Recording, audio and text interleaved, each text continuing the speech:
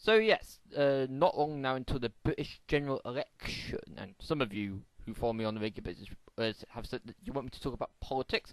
I hope I've satisfied you so far by talking about the economy and also my opinions on whether the Conservative Party would do any better than Labour if they were to be elected at the anticipated May the 6th election. Of course, as you might know, the election cannot be held any later than June 2010. But I've been analysing some opinion polls on some websites, and it seems that the same type of numbers appear in the opinion polls from time to time. So I think it might be fair. That might be the actual election result. So here are those numbers. I'm going to stick them on the screen now. Or rather, I won't stick numbers on the screen. I'll surprise you with the outcome, and I'll give you the breakdown. Right, so my prediction is, and I've stuck this into the swingometers on the Telegraph newspaper website, my prediction is this: a Lib Lab coalition with a majority of 4.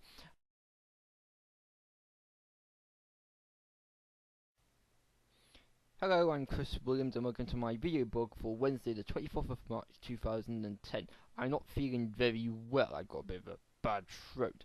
I was thinking about not video blogging today, but I know that as I like to blog about politics and today was budget day here in the United Kingdom, you'll want me to give my opinions.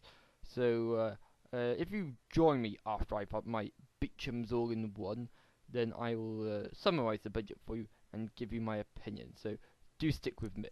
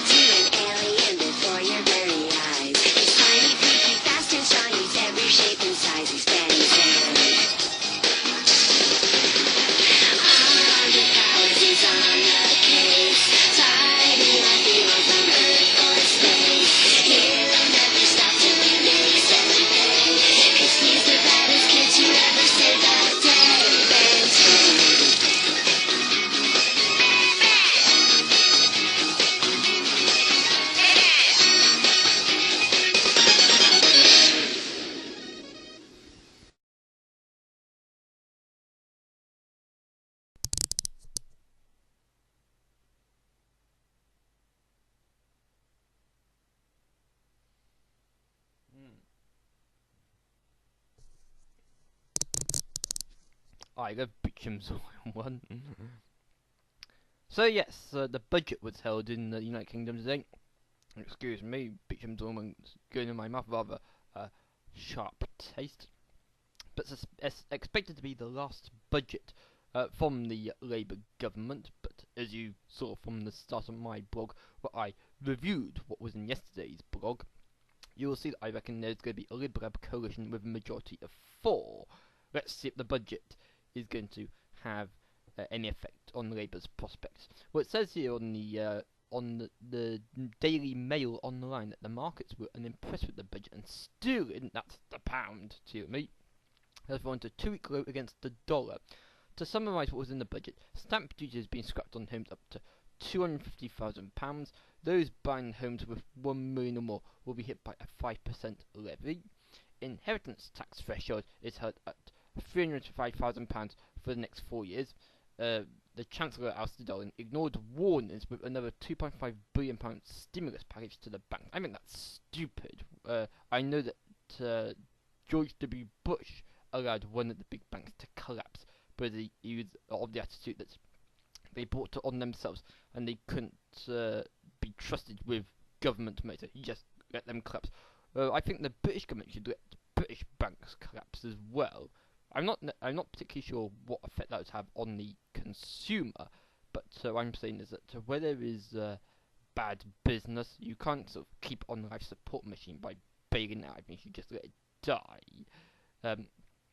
Public sector net debt is to reach 54% of GDP this year. That's likely, but the stimulus package. 54% of the money that Britain is going to raise this year, we owe 54% of that to other people like the World Bank and the International Monetary Fund and those kind of people.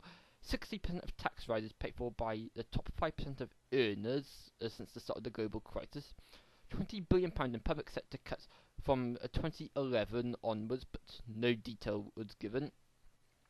Apparently, the national minimum wage in the United Kingdom is to go up by 2.2%. I think before the budget it was something like £5.70 an hour. I don't know, but I've been unemployed for nearly the last 9 months and expect to remain unemployed for the foreseeable future. But there's not much work around, particularly for people who are new to the employment market. If you've got no previous experience, then they don't want to know you. Although, if you are watching and you want to give me a job, then do contact me through this video blog and give me a job. I'm looking for administration opportunities. I have 9 GCSEs, grades A to C. I have 3 A levels, and I also have recent university qualifications. Hence, I'm not saying bachelor's degree there, but whatever. It's impressive anyway.